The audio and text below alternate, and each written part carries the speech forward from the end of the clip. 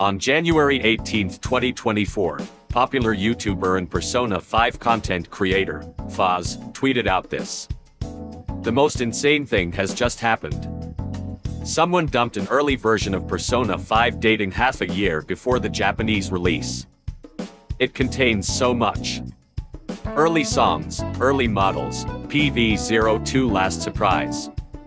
And this, an early version of Wake Up, Get Out There, attached, was a video upload of the Persona 5 opening.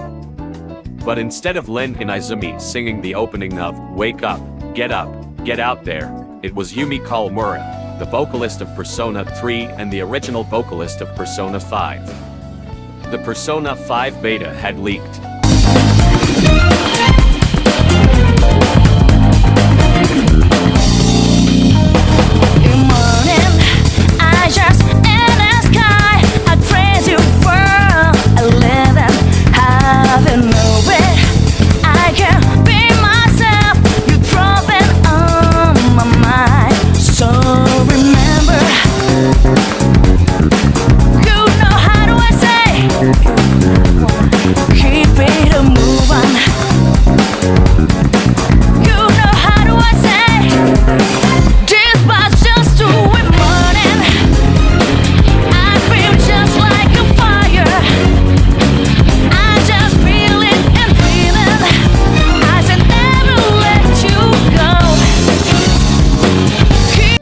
But first, how did we get here? Persona 5 has one of the most interesting and long development history out of any Persona game in the franchise. Beginning partial development in 2008 and beginning full-time development in 2011, the game won't come out until September 15, 2016, and over the 5 years from concept to game, the characters, settings, and even the whole story would see massive changes. Now, most of what we know from the beta only came from official sources from the game's developers, Atlus, such as videos from employees showing small snippets or the official Persona 5 art book. On January 17, 2024, Discord user, Frostwolf, would join the Persona Modding Discord server and proceeded to dump a development build of Persona 5, dating back to December 4, 2015, from a private auction that would contain multiple development discs from Atlus, with obviously the most important one being for the purposes of this video, Persona 5 Beta. Now if you're asking how many changes could there be from a development build form only a year before the game launched, the answer is, a lot. First off, there's a lot in the way of unused UI elements.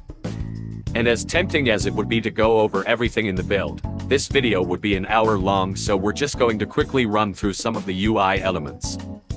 Along with that, as of now, the only song with Yumi Kawamura is the opening. However, within the beta, there are multiple older versions of songs in the final game. However, none of these have vocals, so we won't be going over them. Although I encourage you to look them up on YouTube, and I have linked to the uploads of the beta version of these tracks. Alright, now we can get into some of the juicier bits of pre-release content. First, we can see a handful of images with older character art. These might have shown up in the art book, however, I'm showing them here because we actually have 3D models of Ryuji and his wackier expressions. In another change related to Ryuji, originally his shirt said, "fucking rules." We get a better look at the overpass scene in the original announcement trailer for the game. Originally, when the player skipped a scene, it would take them to the next dialogue option instead of skipping over entirely, which is actually how it works in Persona 5 Tactica. After that, we have a handful of things relating to the Velvet Room. First, is an unused version of the cutscene where you first use fusion.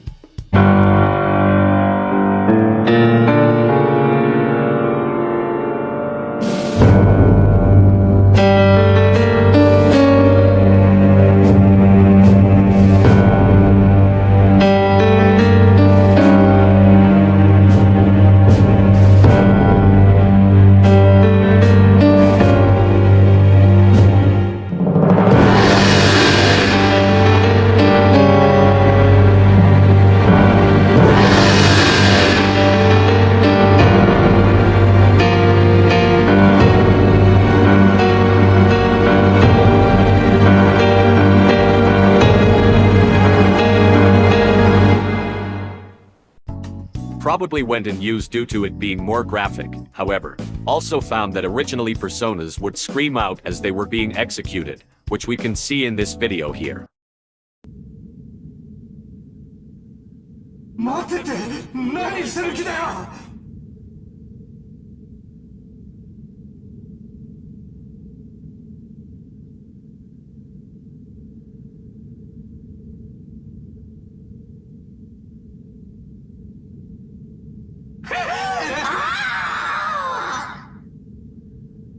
Last off, we can see a slightly different looking version of Lavenza. There's actually a good bit of changes to the Casino Palace. First, discovered previously in older leaks of the game, the Phantom Thieves would go against Nijima's shadow in a game of poker. We actually have the dialogue for how the scene originally played out. However, now we actually have the room the same would have taken place in, and I look at the animations. Notably, Akechi places his hand on Joker's shoulder. Oh right, speaking of Akechi, there is no reference to Akechi Palace. Moving on. In more actual Akechi content, there is an animation of him holding Morgana.